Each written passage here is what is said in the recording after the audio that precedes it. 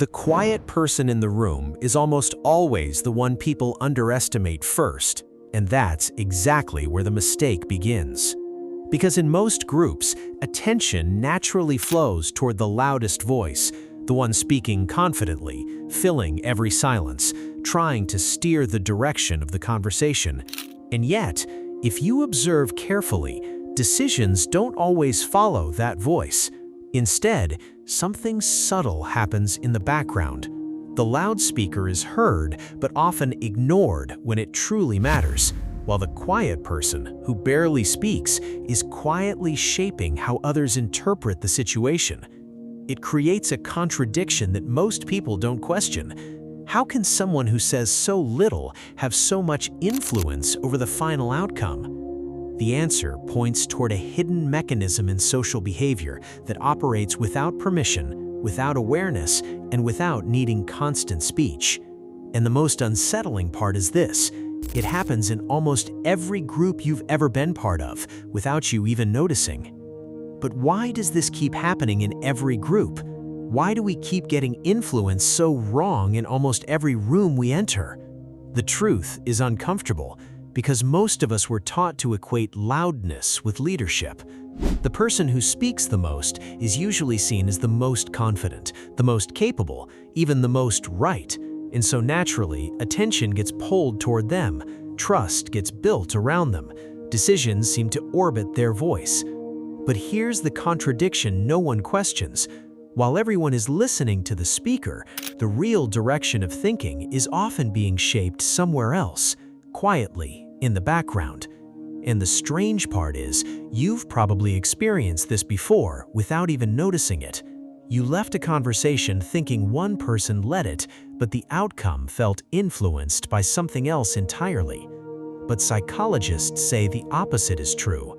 But psychologists have been pointing towards something very different for years now, something most people completely overlook in everyday life. Human behavior studies consistently show that people don't just respond to words, they respond far more strongly to patterns, presence, and subtle behavioral cues.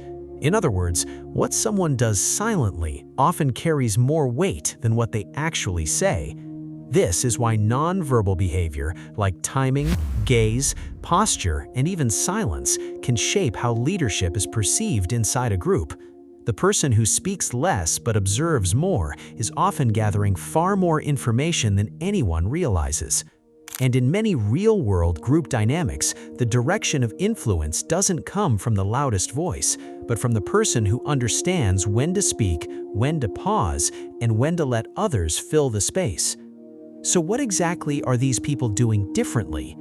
The answer isn't louder speech, it's something far more subtle. Influence often begins before a single word is even spoken. In many group settings, the quiet individual isn't trying to dominate the conversation. Instead, they are shaping something more powerful: interpretation.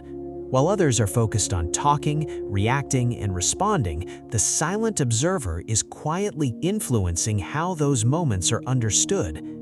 Because here's what most people don't realize: humans automatically assign meaning to silence. When someone doesn't speak, the mind doesn't treat it as nothing. It starts filling the gap, creating assumptions, projecting confidence, intelligence, or even authority onto that person.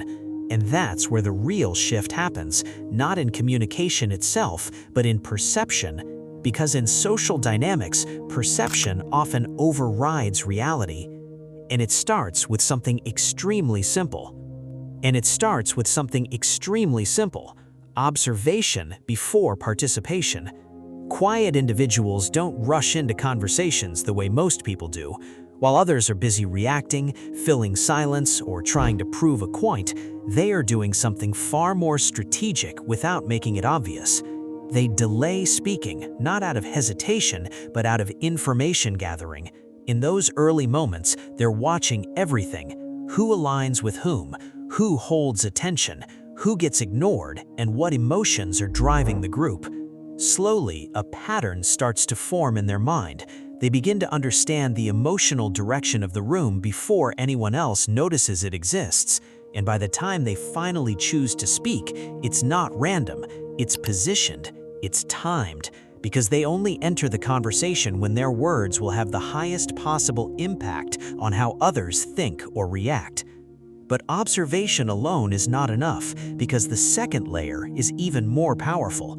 Silence itself starts shaping perception. When someone stays quiet in a group, something interesting happens inside the minds of others. The silence doesn't feel empty, it feels meaningful. And because humans are wired to avoid uncertainty, they begin filling that silence with their own interpretations. They assume confidence, they assume depth, sometimes even authority without any evidence. And the less the quiet person reacts, the more control they seem to have. Not because they're doing more, but because they are revealing less. That absence of reaction creates a psychological vacuum, and the group unconsciously starts projecting meaning into it. In a strange way, silence becomes an amplifier. It doesn't weaken influence, it intensifies it by letting others build the image for you. But the real power comes from timing, and this is where everything becomes more precise. Quiet individuals rarely speak first. They wait until the group has already formed a direction, even if it's still unstable. By that point, most people are locked into their opinions, emotionally invested, and unaware that the final shape of the decision is still flexible. And instead of directly opposing the group, they do something far more subtle. They adjust. They align their words with the emotional direction that is already forming, not against it. This makes their input feel natural, almost inevitable, rather than confrontational. Sometimes it's not even about changing the opinion completely, it's about a small correction, a slight shift in framing that redirects how everyone interprets the same idea.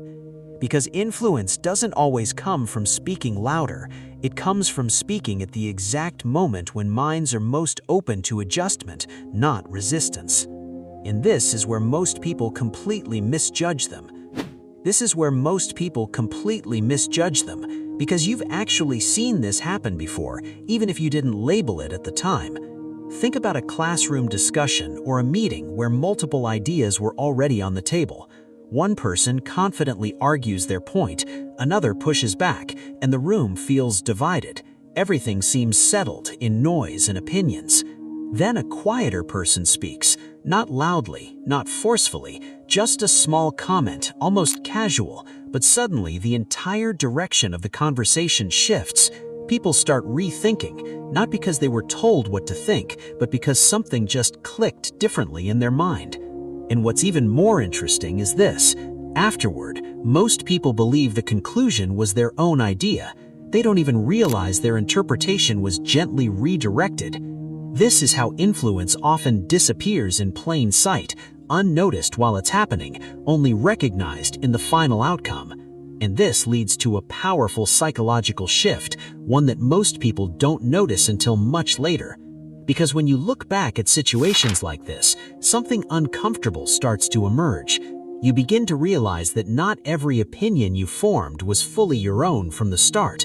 Some were shaped in real time, through timing, silence, and subtle direction you didn't consciously register. The influence wasn't forced, it was integrated so naturally that it felt like your own conclusion. And that's the real mind shift here. Control in a group isn't always visible. The person speaking the most isn't always steering the outcome. Sometimes the real influence was sitting quietly in the background, shaping interpretation from the edges. So what does this change about how you see people? It reframes everything you thought you knew about influence, because influence was never really about being loud. It was always about controlling perception, not volume. The quiet presence in a room can often carry more weight than the most dominant voice, not through force, but through how others interpret silence, timing, and intent. And once you become aware of this, you start noticing it everywhere. Conversations, meetings, even casual group interactions begin to look different. You don't just hear words anymore, you start seeing patterns of influence underneath them. Because real control in social dynamics was never obvious, it was always subtle, always layered, and almost always silent. Now the real question is, in your own life, Who do you think is actually shaping your decisions without saying much at all? Think about the people around you and notice what you may have missed before. Drop your thoughts in the comments and re-watch the video because you might catch the patterns you didn't see the first time.